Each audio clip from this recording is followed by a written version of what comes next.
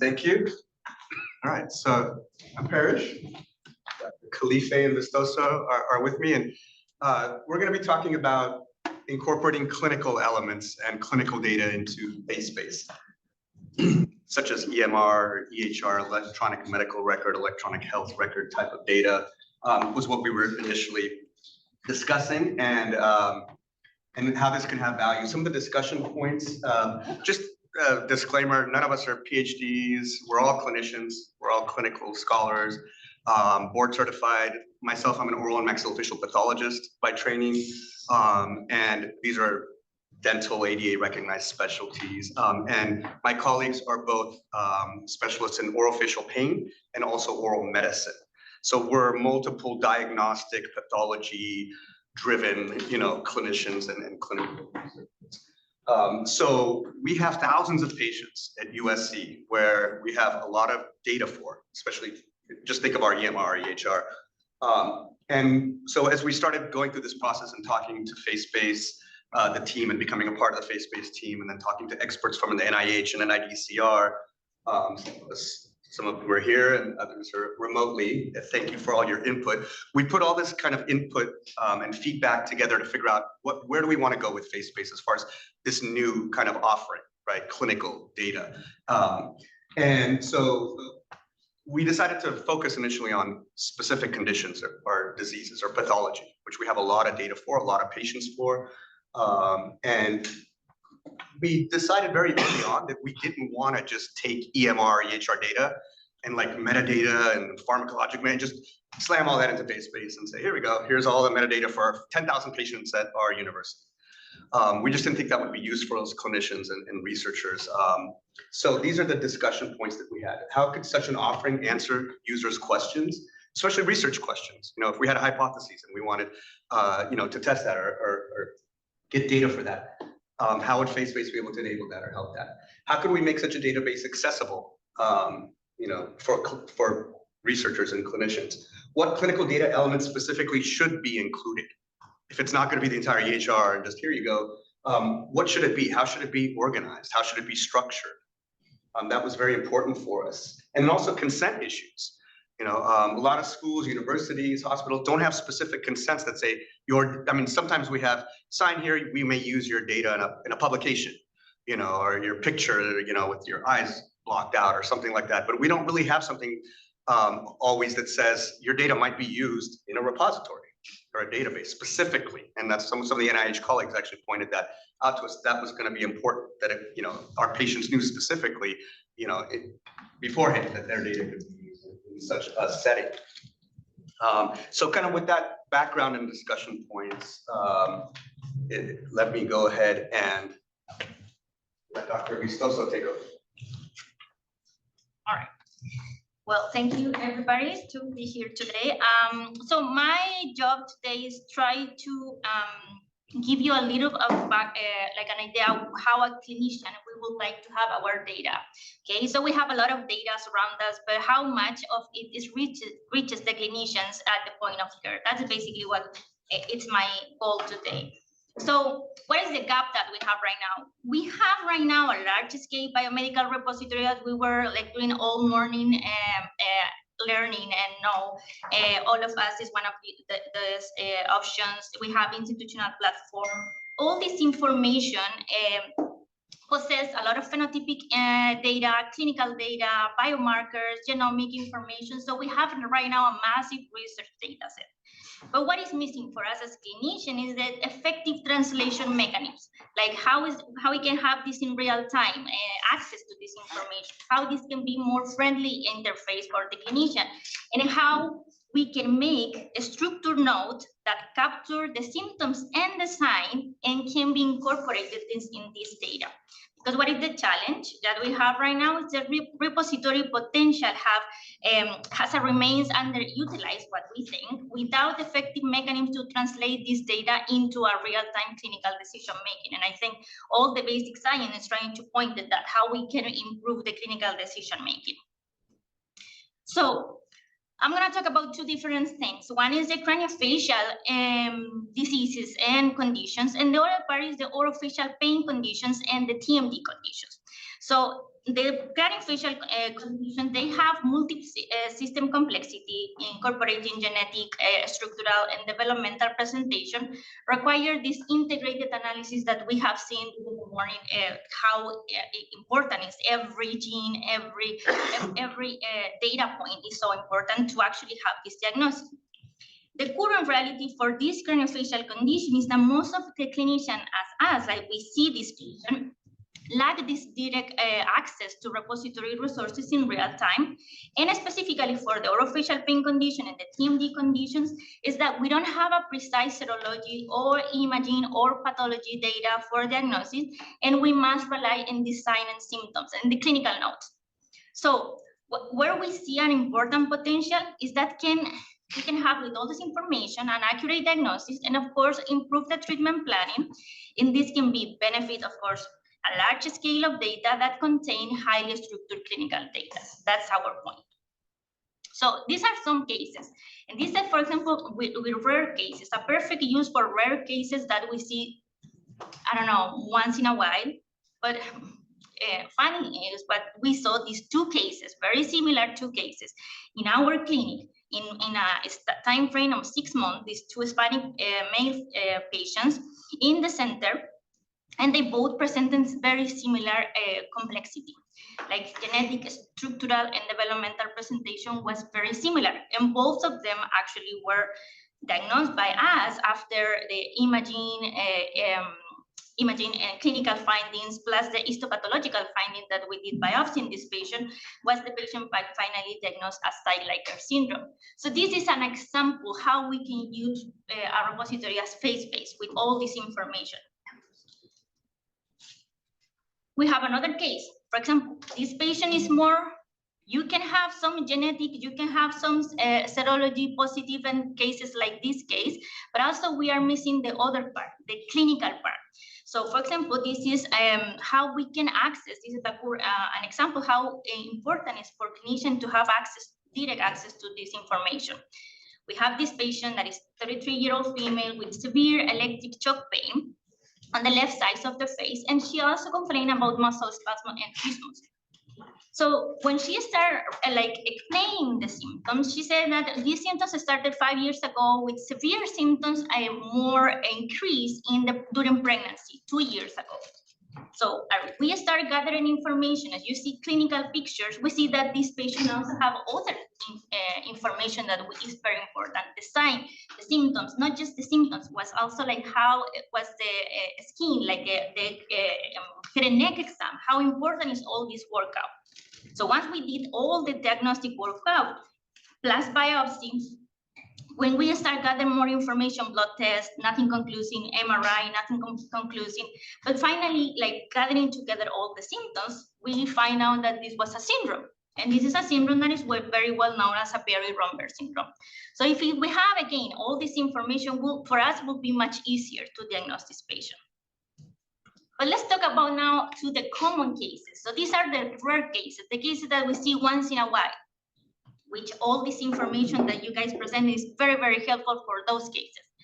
But the information that we don't have in this repository and that we need most importantly is for our common cases. For example, in a common case of temporomandibular disease and orofacial pain, where we don't have this precise serology, we don't have this imaging, we don't have this pathology data for diagnosis, we must rely on this data, clinical data, the clinical note.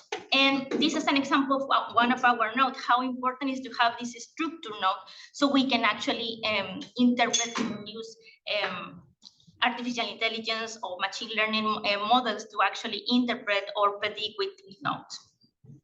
So we really think that the repository can serve as an engines of translation.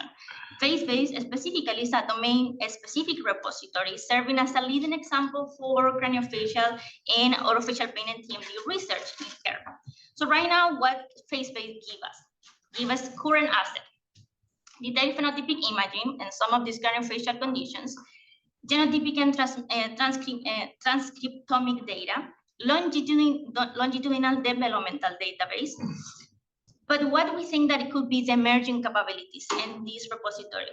So incorporate this structured clinical notes, have more information about craniofacial biomarkers, and how we can also incorporate some patient-reported outcome. So how do we make this research infrastructure usable, more relevant, and accessible in clinical settings? Well, if we can develop this clinical instrument to link this missing information, to connect the repository to the point of care. So for example, we could increase the precision, improve the precision of diagnostic, enable diagnosis of complex syndrome through the integrated data analysis. We can have optimized timing and planning based on predictive models with this intervention.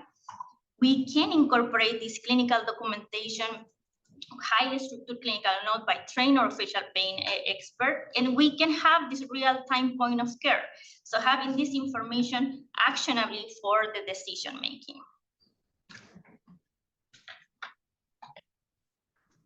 So as far as how we wanted to get this data and be able to retrieve this data, this is the structured clinical data format that we kind of lots of meetings and then with our NIH and NIDCR colleagues came up with. And like I said earlier, we specifically didn't want to just use EMR, EHR data. We wanted to focus initially, and this was really guided by NIH and our NIDCR colleagues, which is very useful because they had kind of experienced this and gone through some iterations of this. But we wanted to start with the diagnosis and the ICD code. For clinicians, that's everything for us, right? If we have a diagnosis, then we can look at, okay, all the patients with this disease, or all the patients with precancerous or cancerous lesions, dysplasia squamous cell carcinoma. We can focus in on something and look at all the parameters related to that. So if we think of like a clinical SOAP note, I know there's not a lot of clinicians here, but for those that are watching, I know there are some clinicians here. We have a SOAP note, for example, subjective, objective assessment and plan, right? It's somewhat structured. Most physicians use something like that, but every clinician writes a note differently. Every hospital or institution has a different EHR or EMR, or has a different way that they document or chart from one clinic or one group to another. So that gets very confusing. So it was very important for us initially to say, okay, if we have like 1,000 patients with TMD, 1,000 patients with precancer cancer, if we have 1,000 patients with neuralgia or neuropathy, how do we want that data to go in to FaceBase? And so the key is really and for us to be able to search and come up with diagnoses and comorbidities and publish and research, the ICD-10 code is key, International Classification of Disease Code. So it starts with the diagnosis and the ICD code. And so just to give you some examples, myalgia or TMD or precancerous or cancerous lesions. Then demographics is very important, sex, race, ethnicity as examples. Vital signs, objective findings like medical history, whether the patients have comorbidities like high blood pressure, diabetes, or high cholesterol, or cancer, and things like that. Very important, because eventually what we want to be able to do is look all the patients with TMD, like a specific type of TMD, like arthritis or arthralgia. Are they more likely to have, let's say, rheumatoid arthritis also as a comorbidity or not? And then the review of systems is very important. And so cardiovascular, respiratory, GI, musculoskeletal, endocrine, general, GU, neurologic. And then medications. What's the patient taking? Generic and brand names, the dosage, the duration. Pharmacologic metadata is really hard. And it's not always very accurate for charting and different charting and clinicians and things like that. And then family history of medical conditions like cancer, heart disease, arthritis, diabetes. And then social history, smoking, vaping status, alcohol, psychological history, depression, stress, anxiety, insomnia as examples. And then we go to the subjective, a chief complaint, the history of present illness. But again, starting with the pathology and the diagnosis. And then objective findings, head and neck, intraoral, extraoral exam. What are we seeing with the tongue, the mucosa, the oropharynx, the temporomandibular joints, lymph nodes, and on and on. And then the objective exam, do we see signs of inflammation? If there's a lesion, what do we specifically want to know about a lesion? Different clinicians chart lesions differently. For us, it was important that we had a size, we had a shape, color, texture, consistency. At least there were specific parameters that went into this that is reproducible, that is objective, and it's the same for every patient. And then treatment and plan, the start date, for example, pharmacotherapy, surgical treatment, physical therapy, referral information. And then the procedure was imaging done, advanced imaging. For a lot of these patients, we have CBCT scans. So we have thousands of volumes of CBCT scans that are also data, right? Biopsy results, histopathology, serology or lab values, and then outcomes, right? Was there resolution, recurrence, how much treatment was needed, is morbidity, mortality data. And so we really came up with this structured clinical data and found this to be very important for what we wanted to do. Just a comment here. Again, we specifically wanted to avoid just, okay, here you go. Here's all of our EHR data from our clinic or our university. And we didn't want it to be a database like clinicaltrials.gov. As a clinician, if I do a clinical trial, especially if it's NIH funded, I have to register it with clinicaltrials.gov. And if you want to go back and look at that data, all it is really just highlighting the type of data that you're getting, results, outcomes, but also inclusion/exclusion criteria for the study and the plan. And so it's a very different type of database. And we didn't want FaceBase to be that, where, okay, I'm going to do a clinical trial. Here's my clinical trials data. Here you go, FaceBase, right? So this is why, again, we really focused on the pathology and then having structured clinical data, and to also allow for research in that context. And then Dr. Khalifeh will kind of present some of the IRB study that we've done. But the other discussion point that we were talking about was consent, and specifically for database or repository use. So at USC, for example, we had been thinking about this for a few years now, where we had some general consents, but we wanted specifically to be able to have it. So, this is just an example, and I know these will be made available at some point, but it's good for universities or institutions to have consents like this. So this is a good exemplar where you could kind of cut and paste for yourself. Ours is about 15 pages long, so I didn't include all of it, but it is talking about HPI, protected health information, and so. This is kind of the disclaimer and what we give to patients, but we specifically have a section on research. So we specifically say that we support research and we may use identifiable health information without your authorization. As examples, we may disclose your health information to prepare a research protocol or publication, or refine a research question or determine whether USC is an appropriate site for a particular study. We may use your information to determine your eligibility to participate in a study or to contact you and your doctor. And we may also create data banks. So we very specifically talk about repositories and data banks that store information about you in an identifiable way. Of course, we don't do this with identifiers. We still get IRB approval for our studies. But it's important that we have this upfront for patients and in our consent. Where's the, yeah.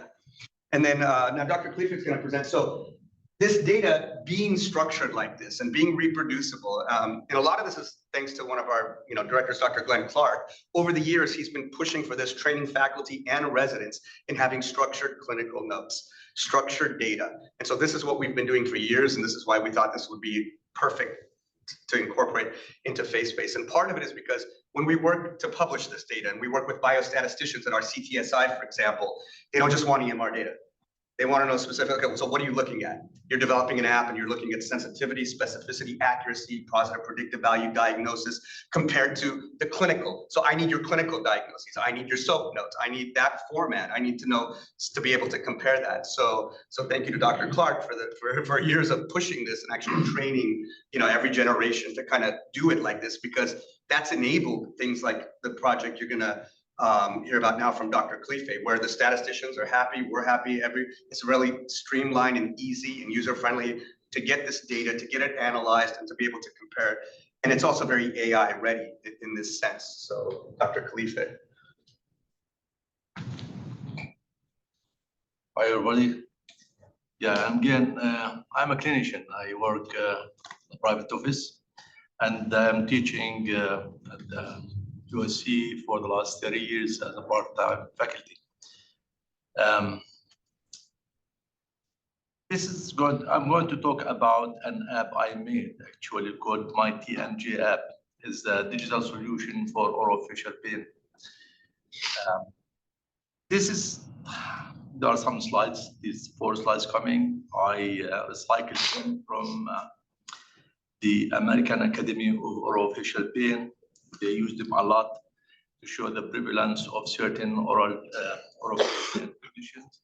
So in this, hall, I think at least 10 of us have a kind of orophacial pain, whether it's TMD, headache, or neuropathic pain, or combination of any of the 3.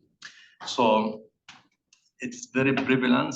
This means that we have like at least 100 million Americans suffering from one of these conditions or more. The problem with orophacial pain, actually, patients have limited access to orophacial pain. And the reason, actually, the number of orophacial pain specialists are very limited.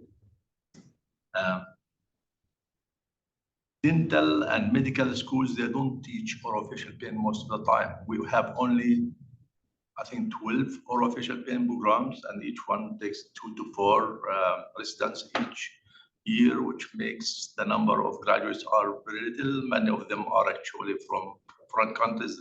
They go back. We have problem with insurance. Sometimes they don't cover it, and even if they cover it, they don't accept us as providers. This means useless.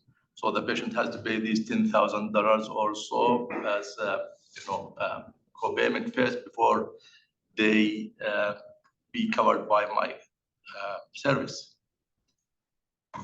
The other thing is that there's this specialty in orophacial pain, which actually recognized as a real specialty in 2000, like 5 years from the day, and it is hidden from the public.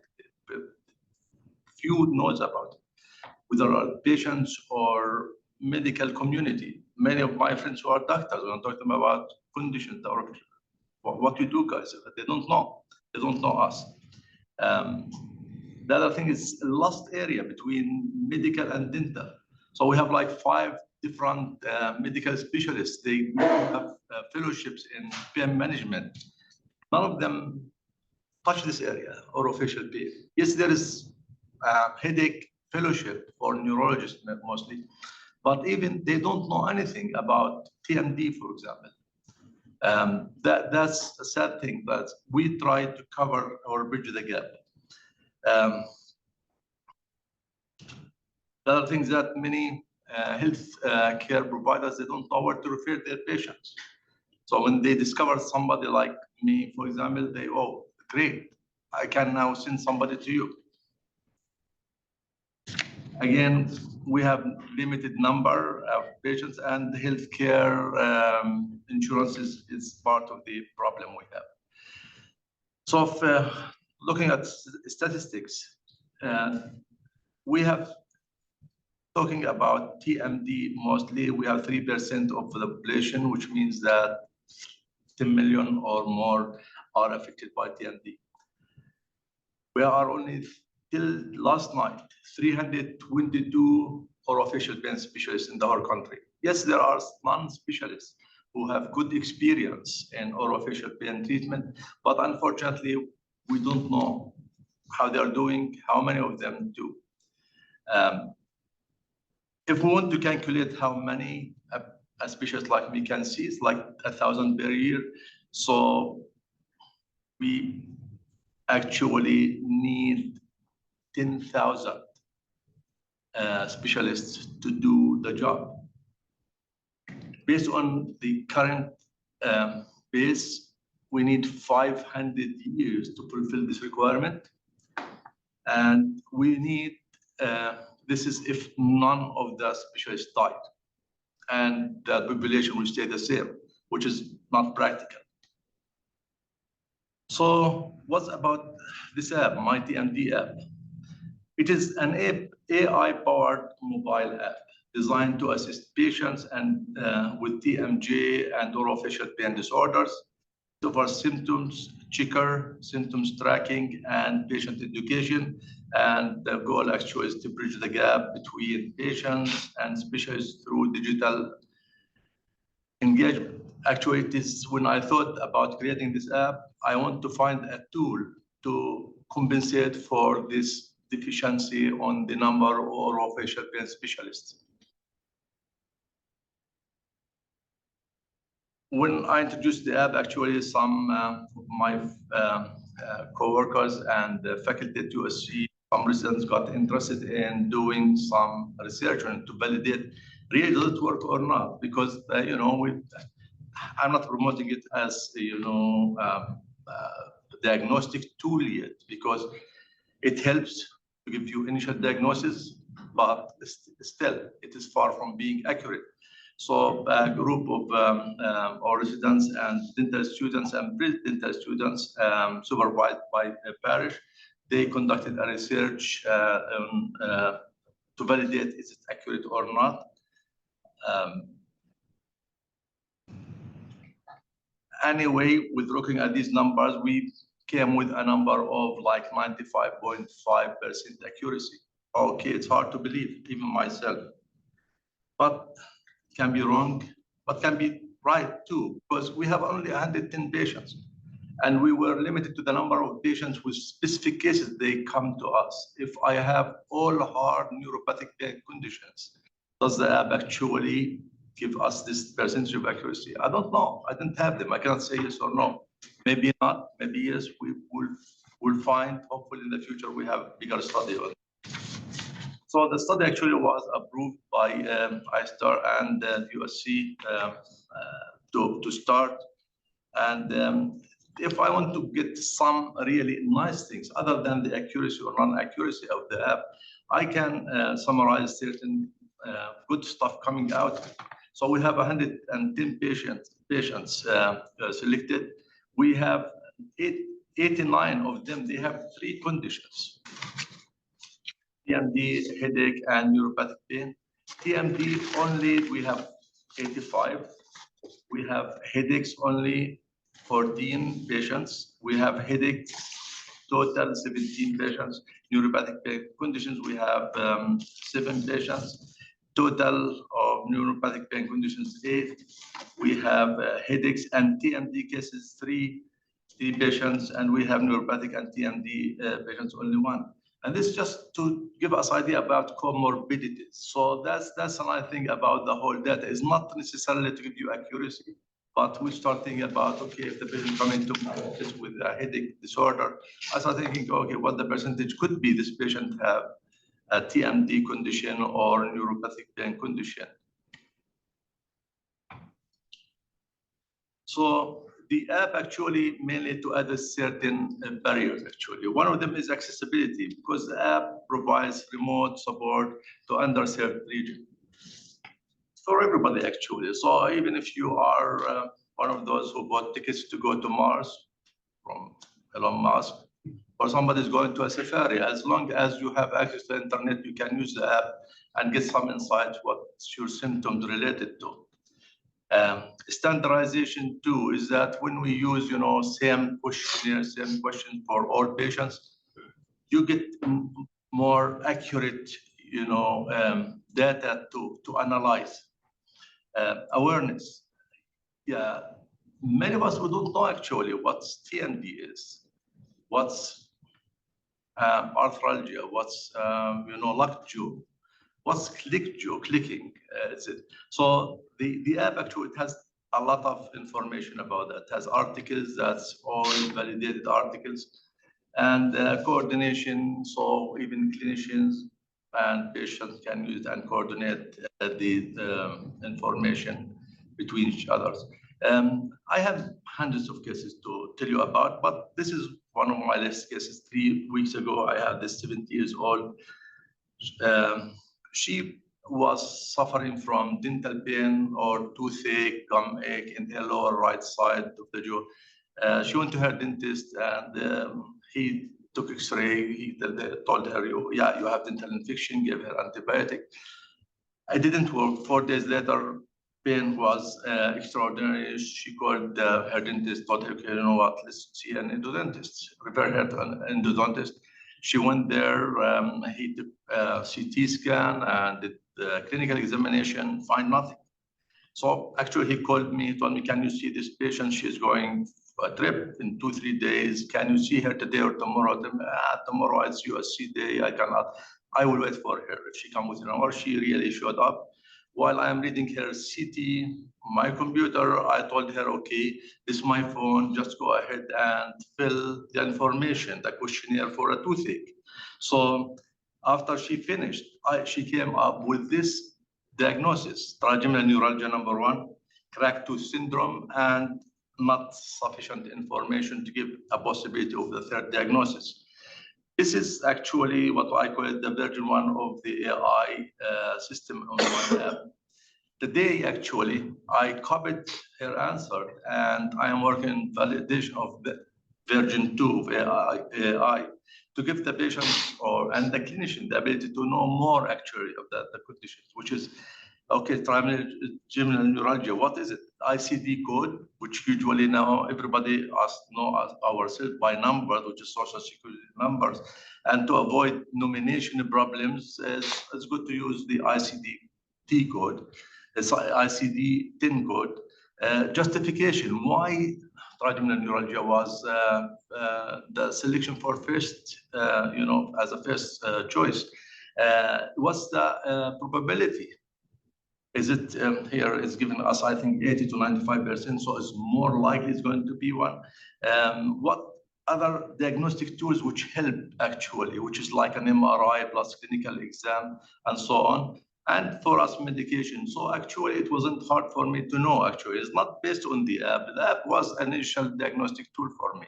But I went to the patient and really validated everything. I couldn't find anything else. Because trigeminal neuralgia can be part of multiple sclerosis. So she doesn't have any of the symptoms of multiple sclerosis.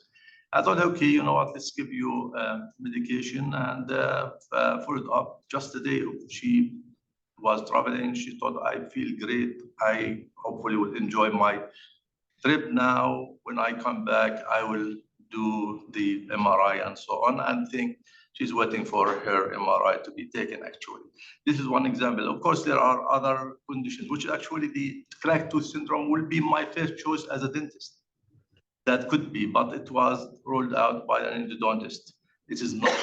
And we have other things there here for possibilities, less likely, but this is an educational app too, to tell clinicians if they use it, medical providers to just learn that there are other conditions, giant cell arthritis, for example. It can cause some kinds of sharp, severe pain, but is it still, is less likely, for example. So in conclusion, my TMJ empowers both patients and providers in the management of TMJ and orofacial pain. It's evidence-based, patient-centered, and tech-enabled. I hope that I will have more collaboration from other institutions or clinics for research. And this is my, for the app email, if somebody is interested to collaborate with us. Thank you.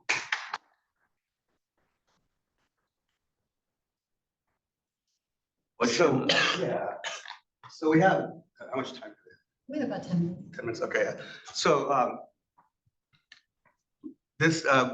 when we have time for a Q&A and a discussion, and it's important to get feedback, especially on the clinical side of what we're doing and the type of clinical data that we're getting, structured data, making it ready for research and AI ready and things like that. So please ask questions and give feedback to us too. Are we thinking of this the right way? Is this the right way of thinking of this type of data? Yeah.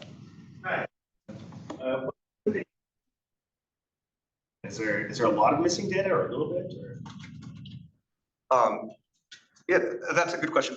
For us specifically, for any patient and workup, it depends, right? A lot of it is specific, like case-by-case type of workup. There's for most of the things that we do, it's not always a one-size-fits-all, where every patient has this data and this data. Some patients have serology, some don't. Some have imaging or MRI, some don't. So for us, if we're going to be looking at a cohort of data, and we want to compare imaging findings, then obviously we'll only be able to look at those patients or data where we have CT scans or CBCT or MRI for, and not the ones that don't, right? So that's one way that we approach that. But yeah, there's always going to be variability and missing data, and some, heterogeneity in clinical data, just period. For us, it's less of a problem in a lot of contexts because we're a single institution. We have kind of established protocols and track record and structures, and this is why we're presenting that this is important, and so that you don't have a lot of missing data actually, for the condition or disease that we're looking at specifically. Great question. Raphael raised his hand in the Zoom chat. You can unmute yourself. Yeah, I actually have two questions. So my first question is there a process for updating the cases of patients, for example, who have new developments or have a different outcome in their treatment? Is that done continuously? And the other question that I have is, if the data is uploaded in bulk, I assume that there's a chance for error during the data transfer. Is there any way or any process to kind of do a quality check once the data is uploaded? Well, also all this information that we were sharing is not available it's not in FaceBase. If you are, Yes. Your question is like where this data is right now, right? Mm-hmm. And if you can have access to this data, so that's the point of this meeting, and that I think is the point of this panel, right? So how we can have access to that data, and right now it's actually in our small local repository that is in the university. And as the first question that you did, like if this information is what was the first question? Updated. If it's updated, exactly. Well, that's the point. The point is like to have the real-time information, intervention. So that's why we are trying to build this. It's not that we are presenting today several apps. It's just we are presenting the tools that we are using as clinicians to update this information and to gather this data. But it's a great question, and I'm glad you brought that up, because that's ideally what we should be able to do, right? It's a question, but it's also a lesson that, and I think we would be able to do that. I don't see anything prohibitive, like if we have this stuff all in FaceBase, like if we as we're doing this and we put 1,000 TMD patients in, I don't think it would be a problem to occasionally be able to update that data. Would it be, Rob, or no? No. Let me add something to this actually, yeah. But we sometimes actually with these unique cases, we are very active in our department in publishing case reports. Unfortunately, it's costly sometimes. We have to pay for it, but we have no choice. We have to contribute. These are unique cases sometimes, and even those published cases before us not good enough because we have better imaging maybe, and we go as far as the histology, ultrasound. We have complete really cases that we present that unmatched before, but we still do it even if it costs us money. Hopefully in the future we can put it right away on this database like FaceBase. So I just wanted to mention from the chat from Katrina Cordell, I think if you use ICD-10 codes, you definitely need the words of the actual diagnosis to go along with it, as there are many things that get coded as the same thing. Oh, absolutely. Yeah, I agree, because these are actually more patient-based, but when there is a clinician, I don't want to talk too much about the app. There's a clinician-based in which it's going to be with one click actually write your note. It's coming in the future. It's just your sub notes, it will be with a click. Instead of taking an hour, it takes 5 minutes to edit. There are a lot of things coming, which is, I like the idea. Yes, CPT notes, codes are very important. And for insurance to pay too. Why you are paying?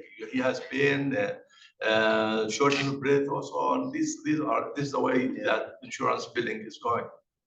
But Dr. Cordell is absolutely right. She's one of our advisors, but there's a lot of overlap. So ICD-10 K13.70 just means lesion of oral mucosa. That could be anything. It could be a precancerous cancer. Like you could use it broadly to apply to a lot of stuff. So the ICD code alone actually absolutely has to have a specific diagnosis and qualifier. But that's why the diagnosis and ICD code are very important for us. And then, but we can also filter out through codes and just see, okay, which of these K13.7 codes are not relevant to the pathology that we're studying or the research question that we have, and which ones are.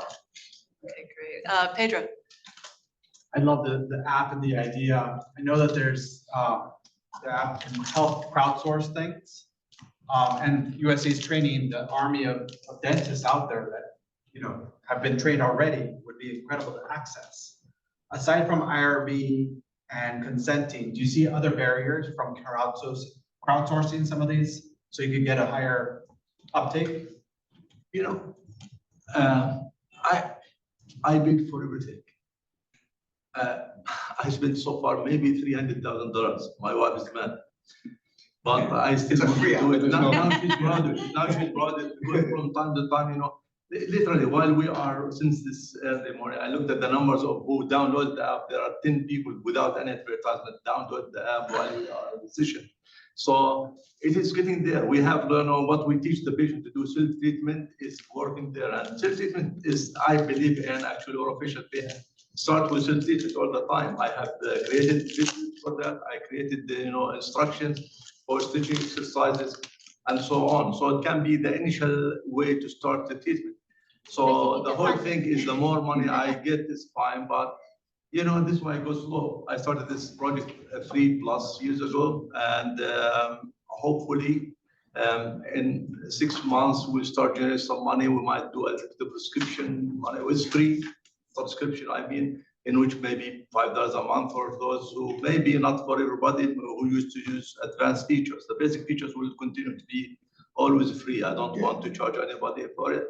But even though every month I pay just for AWS to host it, because it is a heavy compliance like $200 to $350. This is different than my developers, which is I have to pay them by per hour to those programmers.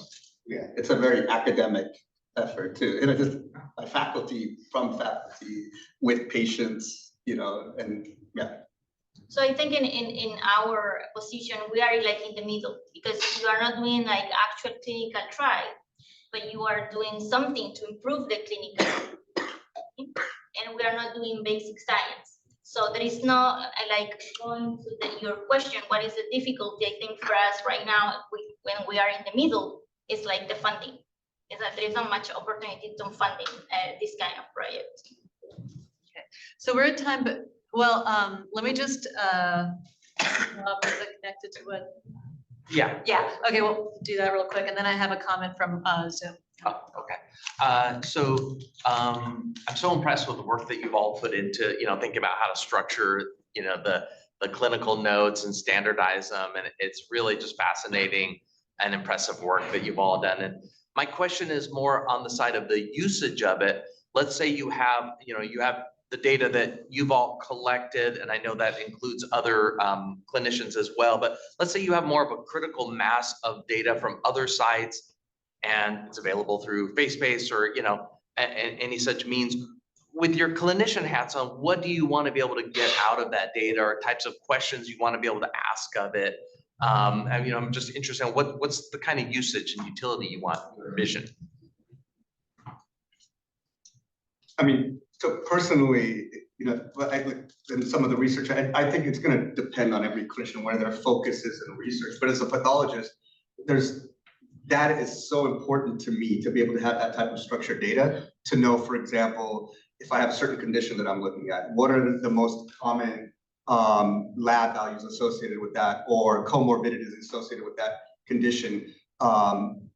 Not all, so like, let's say you look at clinical prospective trials, and like in clinicaltrials.gov, you can't really get that kind of data out of it, and answer some of those questions that, so it really depends on each clinician and what type of research questions they have or what they want to know. But most of those are prospective and trials. There's a lot of observational studies that aren't anywhere. They're not in any databases. So that's why we said, like we have, over 1,000 patients with TMB. we're gonna put that into FaceBase, and we have to, and this is why. Because if it's structured, if it's like this, then it's invaluable to us. Because then I can go and start to ask specific questions, like, well, among this cohort, or among this sex, or among this, what are the most common comorbidities, or pharmacotherapeutics that are used, or what are the most common outcomes in this setting, or, morbidity, mortality, wealth of data when it's kind of structured like that. Okay, and then from the chat, from Vidya Venkateswaran, she says, I would suggest depositing a static data set first in FaceBase before building a live ingestion pipeline. There can be quarterly updates, for example, as an alternate to live updating, makes it technically less complex initially while we work through other complexities of clinical data. That's great. Okay, great.